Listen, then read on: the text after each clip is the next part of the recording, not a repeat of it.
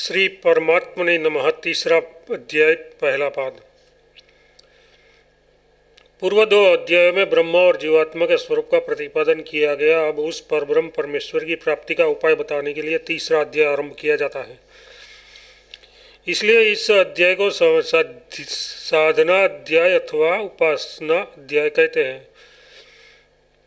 परमात्मा की प्राप्ति के साधनों में सबसे पहले वैराग्य की आवश्यकता है। संसार के अनित्य भोगों में वैराग्य होने से ही मनुष्य में परमात्मा को प्राप्त करने की शुभेच्छा प्रकट होती है और वह उसके लिए प्रयत्नशील होता है। अतः वैराग्योत्पादन के लिए बार बार जन्म मृत्यु और गर्भादि के दुखों का प्रदर्शन कराने के लिए पहला पाद आरंभ किया जाता है। प्रलय के बाद सृष्टिकाल में उस परब्रह्म परमेश्वर से जिस प्रकार इस जगत की उत्पत्ति होती है उसका वर्णन तो पहले दो अध्यायों में किया गया।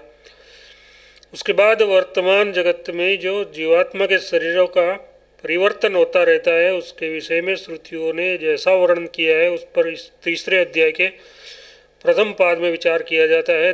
विचार का विषय यह है कि जब ये जीवात्मा पहले शरीरों को छोड़कर दूसरे शरीर में जाता है तब अकेला ही जाता है या कोई भी और उसके साथ जाता है। इसका निर्णय करने के लिए कहते हैं उक्त देहों के बाद देहांतर की प्राप्ति के समय ये जीवात्मा शरीर के बीजरूप सूक्ष्म तत्वों से युक्त हुआ जाता है। ये बात प्रश्न और उसके उत्तर से सिद्ध होती है। व्याख्या।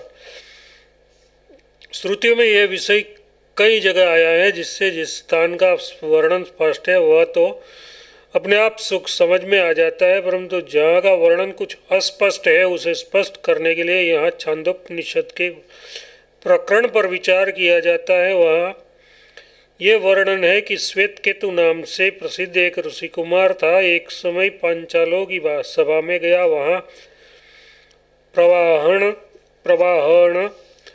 नामक राजा ने उससे पूछा, क्या तुम अपने पिता से शिक्षा पा चुके हो? उसने कहा हाँ। तब प्रवाहण ने पूछा, यहाँ से मरकर यह जीवात्मा कहाँ जाता है?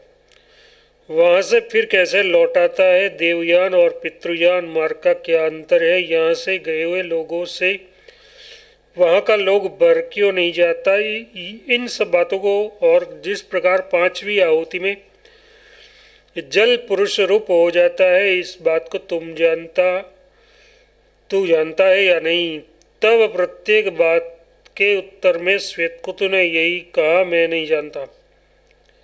यह सुनकर प्रवाहण ने उसे फटकारा और कहा, जब तुम इन सब बातों को नहीं जानते तब कैसे कहते हो कि मैं शिक्षा पा चुका?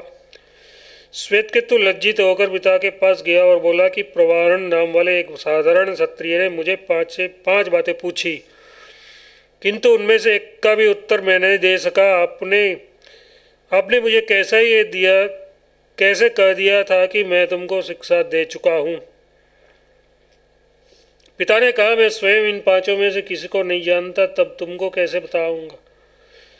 उसके बाद अपने पुत्र के सहित पिता उस राजा के पास गया और धनादि के दान को स्वीकार न करके कहा, आपने मेरे पुत्र को जो 5 बातें पूछी थी उन्हें ही मुझे बताइए। तब उस राजा ने बहुत दिनों तक उस दोनों को अपने पास ठहराया और कहा कि आज तक ये विद्या क्षत्रियों के पास ही रही है, अब पहला ब्राह्मणों को मिल रही है। यह कहकर राजा प्रवाहण ने पहले उस पांचवें प्रश्न का उत्तर देना आरंभ किया जिसमें ये जिज्ञासा की गई थी कि ये जल पांचवी आहुति में पुरुष रूप कैसे हो जाता है।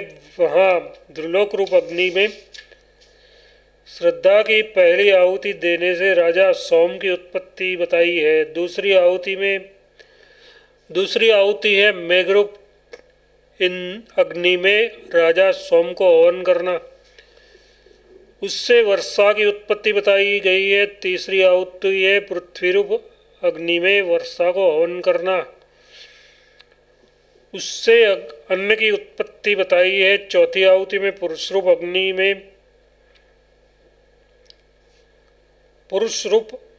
अग्नि में अन्न का हवन करना, उससे वीर्य की उत्पत्ति बताई गई है। और पांचवी आहुति है स्त्री रूप अग्नि में वीर्य का हवन करना, उससे गर्भ की उत्पत्ति बतलाकर कहा है कि इस तरह यह जल पांचवी आहुति में पुरुष संज्ञक होता है।